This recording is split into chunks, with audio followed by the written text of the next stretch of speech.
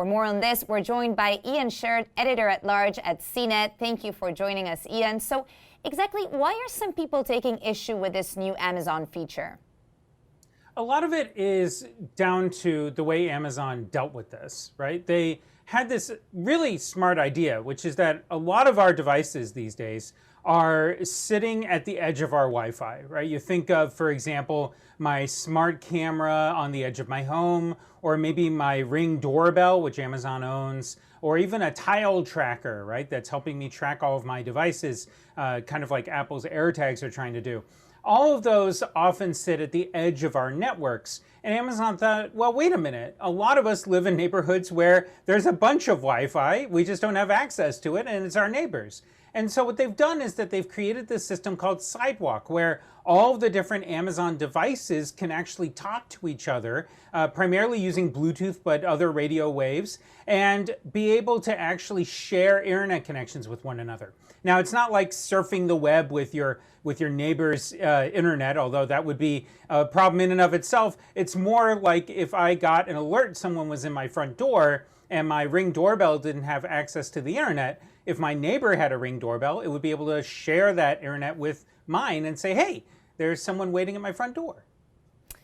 Okay, we want to show our viewers exactly how they can disable this feature in the Alexa app. So first, you tap More in the lower right-hand corner of the app, then hit Settings, then Account Settings, Amazon Sidewalk, and where you can then disable the new feature. So Ian, do you think the responsibility to go into the app and manually opt out should be on the consumer?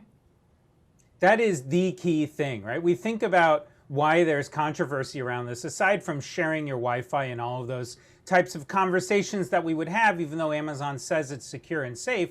The other is that Amazon didn't give any of us a choice, right? They just turned it on. And it was not something that was written on the side of the box when I got a Ring doorbell, and a lot of us did not as well. And I think that that is where Amazon's really hitting a wall here. This is the typical Silicon Valley problem of we know best, we're going to make the decision for the consumer, and they can deal with the consequences. And in this case, our consequence is that if we're uncomfortable with it at all, it's on us, you and me, to turn it off. And that's not okay. You know, I think they would have had a lot more buy-in, and at least a lot less negativity, if they'd asked us all first. Do you think the benefits of this feature are big enough? Do you think it's that big of a deal?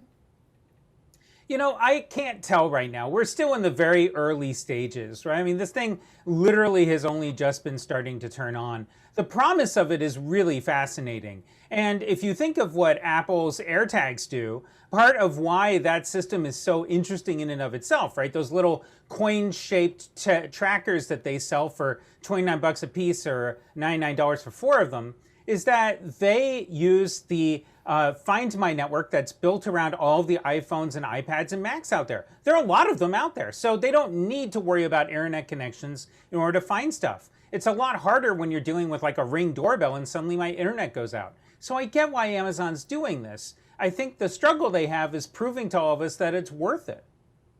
Right, Ian, switching gears now a little bit, Amazon's product line, Amazon Basics, is currently under investigation for its potential danger to consumers. So CNN is reporting that at least 8 Amazon Basics items are being reviewed by the Consumer Product Safety Commission.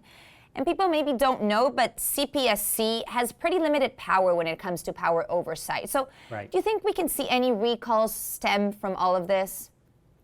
We'll see. I mean, I think one of the struggles that we've dealt with when it comes to Amazon, and for that matter, eBay and other marketplaces like them, is that there's a lot of cheap knockoff stuff on there that doesn't follow the same strict quality standards that a lot of the tech industry does, that often costs more. And Amazon Basics was interesting because it slapped Amazon's logo on there and gave it a seal of approval. You know, if I saw an Amazon cord and it said, made by Amazon, you can trust us, I'd be a lot more likely to buy that than some from random no-name brand I'd never heard of that's based in the middle of China. And I think the struggle is that it turns out a number of these devices did have quality problems, and we're talking about setting off fires here, and it's still under the Amazon logo. So I'm not surprised to see it under investigation. I'm curious to see what's going to happen, though. Yeah, those images are really shocking. So how Yeah. important is the Amazon Basics sign to Amazon's business in general? Well, actually, it's become quite an interesting flashpoint because that white label program is something that they highlight a ton. Whenever you go search for an iPhone cord, go do it right now, you'll see an Amazon Basics cord in that list. And it is something that's become very popular. They often have very high reviews. And it's something also that Capitol Hill is starting to look at because they worry about Amazon actually giving itself more business than the other people making cords out there. And of course, they have tons of data inside Amazon knowing which ones are the most popular and why and all of that. So it's something that's actually become a very interesting issue for Amazon. Thank you so much for breaking down all that information for us. Sherr, editor at large at CNET.